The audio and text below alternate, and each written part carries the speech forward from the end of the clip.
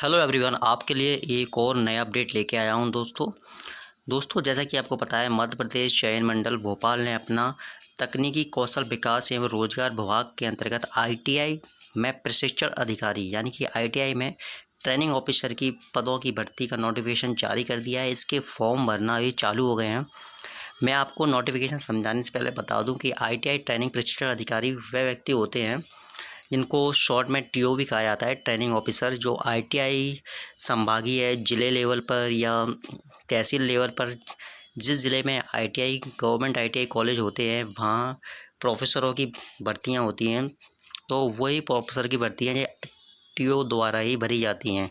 यानी कि training officer होते हैं जो आईटीआई की तमाम फील्डें हैं, जैसे कि टर्नर, इलेक्ट्रिशियन और आपकी फिटर, कोपा, कंप्यूटर ऑपरेटर, इस टाइप की, स्टेनोग्राफर, इस टाइप की काफ़ी सारी ट्रेड होती हैं।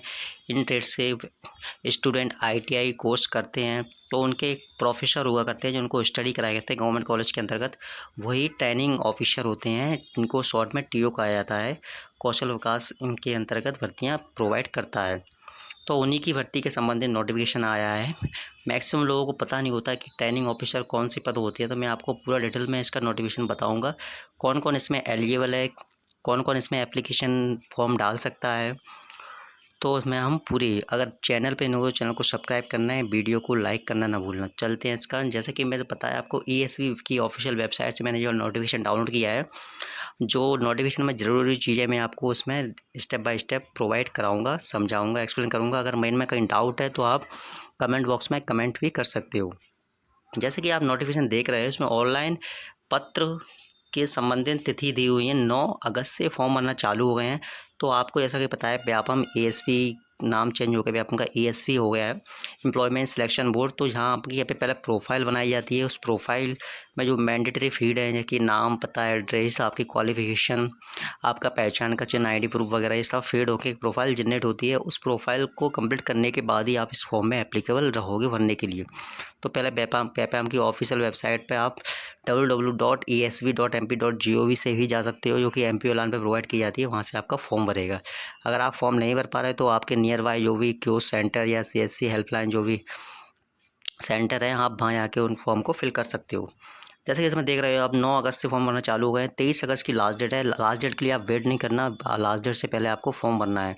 और आवेदन पत्र में संशोधन, अगर भूल से कोई गलती होती है, 9 अगस्त से लेकर आप 28 अगस्त तक इसमें संशोधन कर सकते हो। परीक्षा दिनांक जैसे कि इसमें दिया हुआ है, 30 सितंबर 2024 से प्रारंभ है। यानी कि परीक्षा अलग अलग फेसों में होंगी, अलग अलग डेट पर होंगी। तो आपका किसी भी 30 सितंबर से लेकर आगे के जितनी भी डेट है, उनमें से किसी भी डेट में आपकी परीक्षा हो सकती है। जैसे कि परीक्षा शुल्क की बात करें तो इसमें कैटेगरी अनारक्षण अभ्यर्थी के लिए 500 रुपये प्लस नीचे एमपी ऑनलाइन का पोर्टल शुल्क दिया है 60 रुपये। अगर आप अपने अतिरिक्त रजिस्टर करते हो तो 20 रुपये एक्स्ट्रा लगेंगे।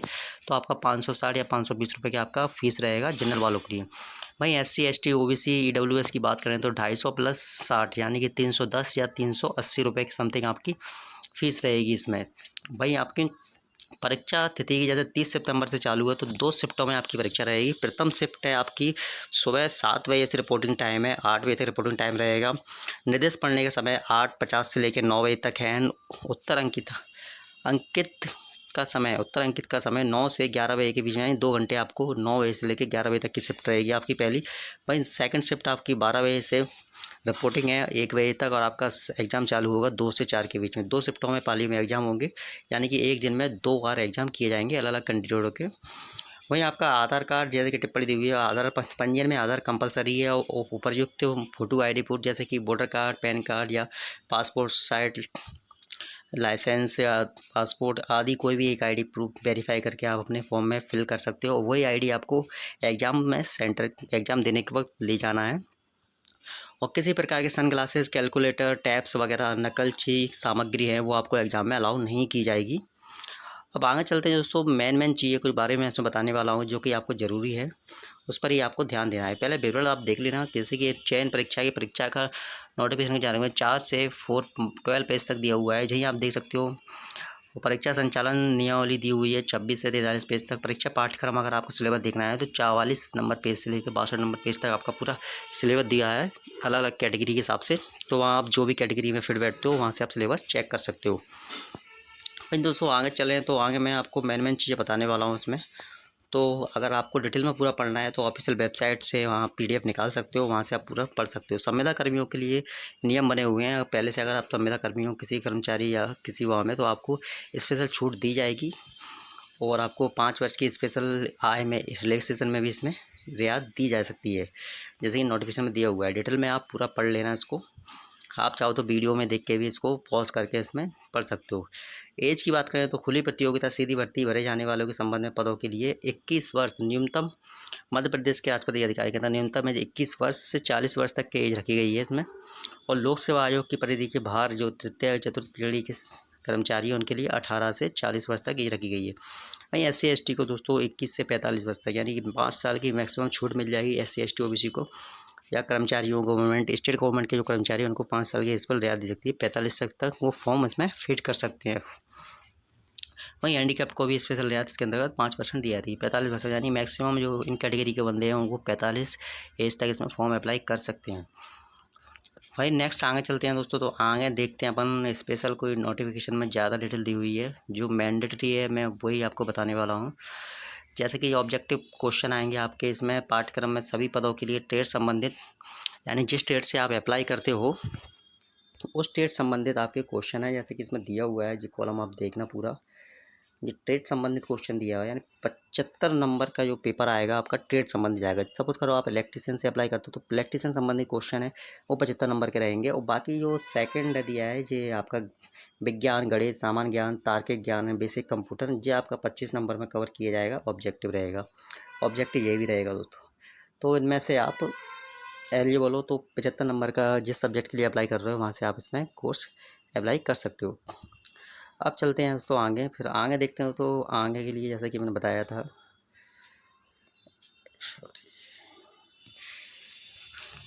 ये तो आपने सिलेबस देख लिया था। सिलेबस के बाद इसमें डिटेल में सिलेबस चाहिए तो मार्केट में बुक मिल जाएंगी, काफ़ी सारे सामग्री, स्टडी सामग्री डली हुई है, कोचिंग है, ऑनलाइन क्लासेस हैं, इनमें से आप स्टडी कर सकते हो। और पहले से स्टडी कर रहे हो तो आपको भली बात ही पता होगा कि आपको कैसे पढ़ना है, ऑब्जेक्टिव टाइप के और डिटेल में क्वेश्चन।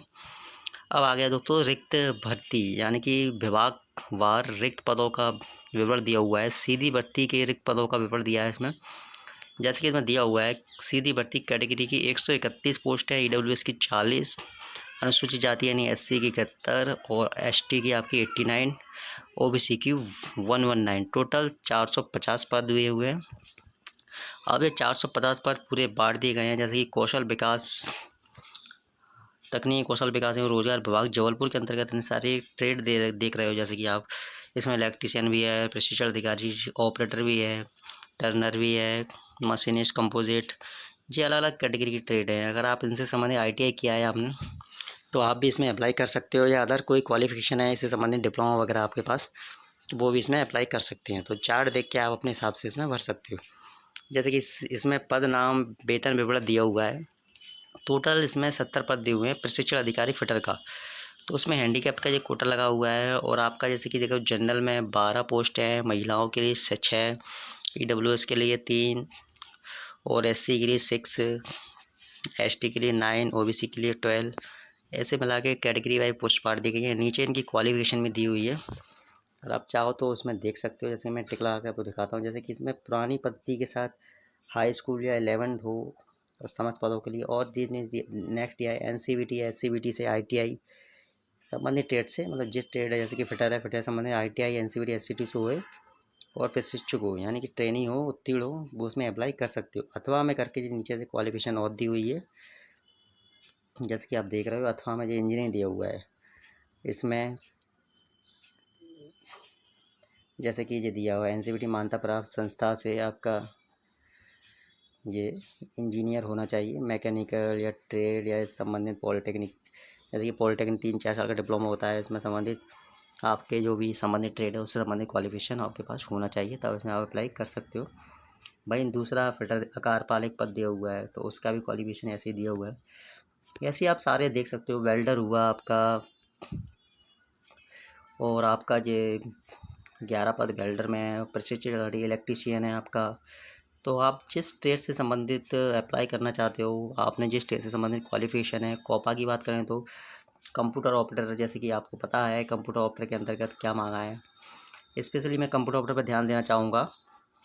कंप्यूटर ऑपरेटर में आपको कुछ नहीं चाहिए, आपको सिर्फ ग्रेजुएशन प्लस आपके पास पीजीडीसी या ए लेवल का सर्टिफिकेट होगा तो आप इसमें अप्लाई कर सकते हो वो लेवल। और इसमें पीजीडीसी जैसे कि इसमें दिया हुआ है साफ साफ मेंशन कर रखा है, तो ग्रेजुएशन प्लस सीबीसीडी या पीजीडीसी वाले इसमें अप्लाई कर सकते हैं।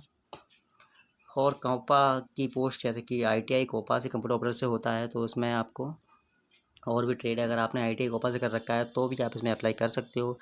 और एक्स्ट्रा में आपके पास 2 वर्ष का मल्टी स्किल पाठ्यक्रम उत्तीर्ण होना चाहिए, तभी इसमें आप अप्लाई कर सकते हो। अथवा करके और भी दिया हुआ है इंजीनियरिंग टेक्नोलॉजी, यानी कि आपने बी टेक किया, सीएस या कंप्यूटर टेक्नोलॉजी से किया है तो भी आप इसमें अप्लाई कर सकते हो। आपका डिप्लोमा या पॉलिटेक्निक डिप्लोमा भी है कंप्यूटर से सीएस ब्रांच से, तो आप इसमें कोपा में डाल सकते हो। कोपा अच्छी ब्रांच है, अगर आपने मैक्सिमम लोग कंप्यूटर से डिग्रियाँ करते हैं तो वो भी इसमें अप्लाई कर सकते हैं। को बाकी की जो ब्रांचें हैं टर्नर वगैरह जैसे पोस्ट दी हुई हैं, टर्नर हुआ आपका, और भी है कम मशीन कंपोजिट, तो ये सब आईटीआई और पॉलिटेक्निक के अंतर्गत मैक्सिमम मिलती हैं, तो वही लोग इसमें अप्लाई कर सकते हैं, अदर इसमें कोई अप्लाई नहीं कर सकता।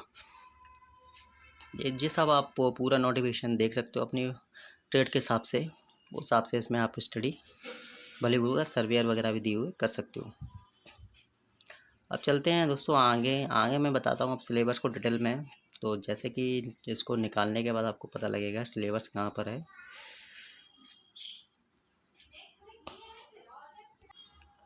एडमिट कार्ड की बात करें तो नियम अनुसार ये ईएसपी की वेबसाइट पर, ऑफिशियल वेबसाइट भी आपका एडमिट कार्ड निकलेगा। जब फॉर्म भरोगे तो एप्लीकेशन नंबर डाल के वहाँ से एडमिट कार्ड जनरेट कर सकते हो, और आपका स्कोर वगैरह सब स्कोर कार्ड वगैरह सब उसी वेबसाइट पर दिया जाएगा, वहाँ से आपको अप्लाई करना है।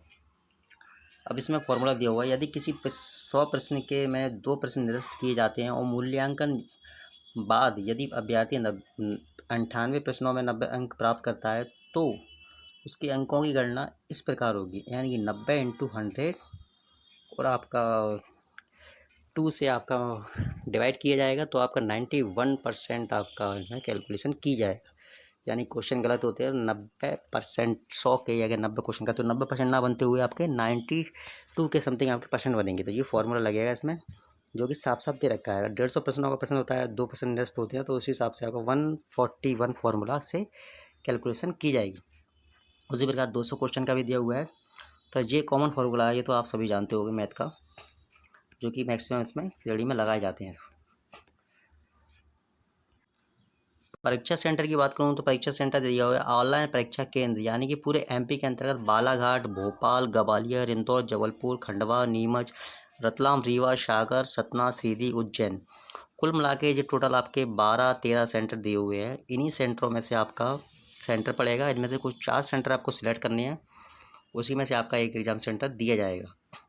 और ये पाठ्यक्रम दिया हुआ है, जैसे कि अपन इसकी प्रतीक्षा कर रहे थे, पाठ्यक्रम दिया हुआ है सिलेबस। इस एग्ज़ाम में कुल 100 अंक आएंगे, यानी कि 100 नंबर का आपका पेपर रहेगा। सभी पदों के लिए ट्रेड से संबंधित पाठ्यक्रम के लिए 75 ऑब्जेक्टिव टाइप प्रश्न संलग्न दिए गए, यानी कि ऑब्जेक्ट टाइप आपके 4 क्वेश्चन आएंगे, उसमें से एक सही रहेगा, बाकी 3 गलत रहेंगे, वो आपको सिलेक्ट करना पड़ेंगे। और आपका ट्रेड संबंधित, जैसा कि आप जिस ट्रेड से अप्लाई करते हो, अगर आप कंप्यूटर से अप्लाई करते हो तो कंप्यूटर संबंधी क्वेश्चन आएंगे, अगर आप टर्नर, फिटर या इलेक्ट्रीशियन से अप्लाई करते हो उससे संबंधित आपके 75 नंबर का आपका क्वेश्चन पेपर आएगा। वहीं आपका 25 नंबर का जो पेपर दिया हुआ है, जैसे कि मैंने बताया जो 25 नंबर का ट्रेड संबंधी पेपर है, तो जो आपका 25 नंबर का क्वेश्चन इसमें जैसे कि विज्ञान, गणित, सामान्य ज्ञान, तार्किक ज्ञान और बेसिक कंप्यूटर संबंधी इसमें आपको पूछा जाएगा दोस्तों। तो बेसिक कंप्यूटर जो 25 नंबर का आएगा, टोटल 100 नंबर का रहेगा। अब कट ऑफ इसके हिसाब से ही बना जाएगा, और ये लेवल आएगा आपका कक्षा 10वीं के स्तर के विषय संबंधी वस्तु के पूछे जाएंगे। तो हिसाब से अपनी स्टडी आप कर सकते हो। और डिटेल में सिलेबस चाहिए तो आप जैसे कि देख रहे हो पेपर कोड दिया हुआ है, इसमें syllabus 4 training officer paper code 1,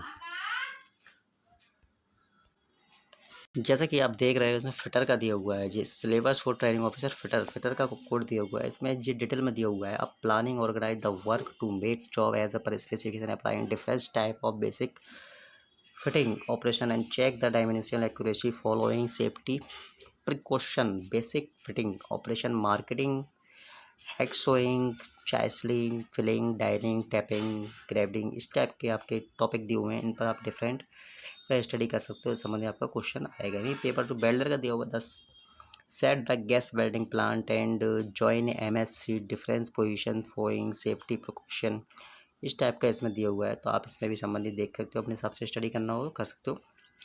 मैं इसके ऊपर आपके लिए स्पेशल एक वीडियो अलग से बना दूंगा, क्योंकि ये वीडियो काफ़ी लंबी हो जाएगी, तो आप अभी इसमें देखना है तो मोटा मोटा आप देख लीजिए।